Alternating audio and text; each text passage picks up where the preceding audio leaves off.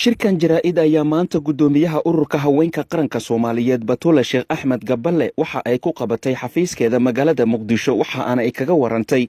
dhacdooyin xanuun badan oo ka kala dhacay magaalada Galkacyo iyo deegaanka Lafoole ee gobolka Shabeellaha Hoose. Guddoomiyaha ururka haweenka qaranka ayaa dowladda Soomaaliya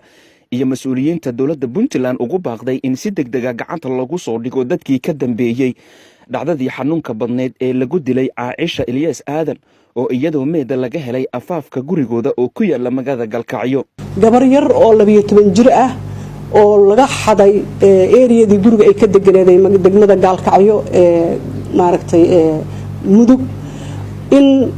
shalay ilaa xalay la raadinayay meel ay jaaniyo ciribta la waayay dabadeedna meedkeedii saaka la soo dhigay gurigii laga xaday reerkoodu ay deganaayeen. wali maaragtay dhibaatadu waa ku badan tahay Soomaalida laakiin ficilada noocaas oo kala ah oo bani'aadanimada ka baxsan oo ilmaha saqiirka inta la xado la faraxumeeyo la dilo maxaan ku raahdaa isagoo meyd gurigii haddana lagu soo celiyo runtii waxay aad iyo aad u dhibaataysay shacbiga Soomaaliyeed dareenkooda waxay dhibaataysay dareenka hooyada Soomaaliyeed waxay dhibaataysay ummadda Soomaaliyeed oo dhan meel ay joogaan. sidoo kale guddoomiyaha ururka haweenka qaranka Soomaaliyeed ayaa tacsi u dirtay ehelada 8 haween oo maanta lagu dilay deegaanka Lafoole ee gobolka Shabeellaha Hoose. geerida naxdinta leh iyo gabdhaha Soomaaliyeed oo ayagoo iska wax u qabso dalkooda ugu shaqeynaya lagu dilay Lafoole gobolka Shabeellaha Dhexe Shabeellaha Hoose degmada Afgooy agagaarkeeda runtii aadan u argagaxsanahay geeri lama filaan ah geeri gacan cadow ay ku baxeen cadow aan u naxaynin ummadda Soomaaliyeed cadow aan ka xishoonaynin Ilaahayga abuuray ee adduunka keenay cadow duulaan ku diinta Islaamka iyo ummadda Soomaaliyeed muslimka boqolkiiba boqol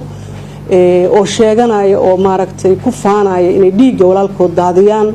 aad iyo aad ayaan arintaa uga tiiraayaysannahay.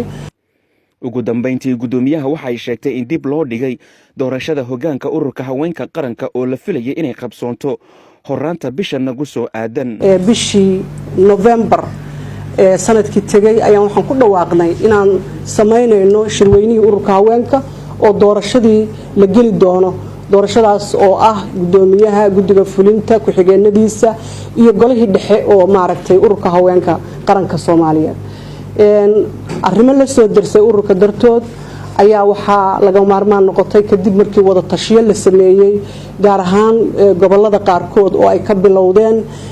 doorashooyinka maxaan ku raahdaa gudiyada deegaanada iyo doorashooyinka iyaga laftigooda ay isku diyaarinayeen oo heer dawlad goboleed iyo heer gobol iyo heer degmaba dhammaantood ay ka tirsan yihiin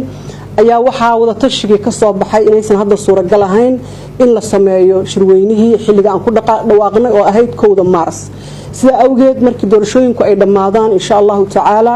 dib ayaa laga soo sheegi doonaa xilliga aan ka dhigan doono haddii Ilaahay raalli ka noqdo doorashada soo socota ee ururka haweenka qaranka. Umar Maxamed, Somali Universal TV, Muqdisho.